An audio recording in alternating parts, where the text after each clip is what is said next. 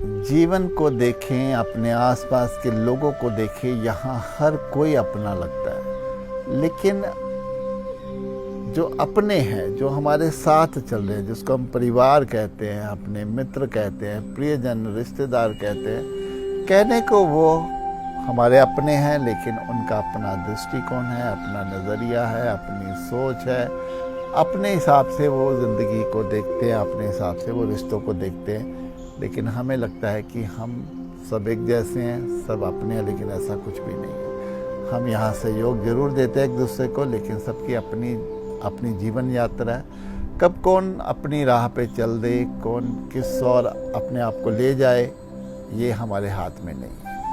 क्योंकि कोई हमें टैकल नहीं कर सकता, तो हम भी किसी को टैकल नहीं कर सकते। तो यहाँ अगर हम ये भीतर मान के चलें कि यहाँ कोई भी नहीं है, सब अपने अपनी राह पे चल रहे हैं, तो ये एक बहुत बड़ी एक समझ हमारे भीतर पैदा होती है कि हम अकेले ही हैं, हम अकेले ही संसार में आए हैं, अकेले ही संसार से जाना है। तो यहाँ पर हम साथ जरूर हैं, लेकिन रहकर भी, होकर भी हम एक दूसरे के साथ नहीं हैं। तो अगर ये अकेलापन, जो एकांत, जो अपना मौन हम अपने भीतर समेटे हुए हैं, अगर हम अपना ध्यान बाहर के लोगों से हटाकर वहाँ भीतर पे ले आते हैं, तो फिर हम अपने साथ होना शुरू होते हैं। फिर हम अपनी ज़िंदगी को सही मायनों में जीना शुरू कर देते हैं, जहाँ पर हमें और कोई भी दूसरा नज़र नहीं आता।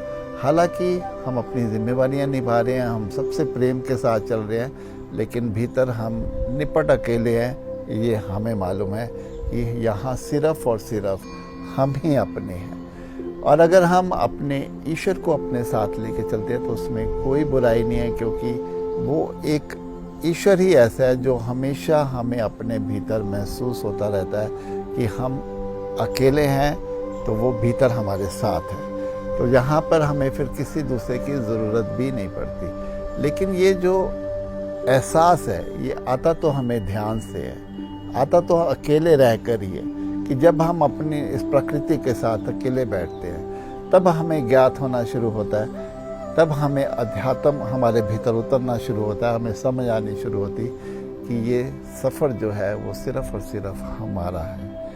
तो अभी भी देर नहीं हुई है।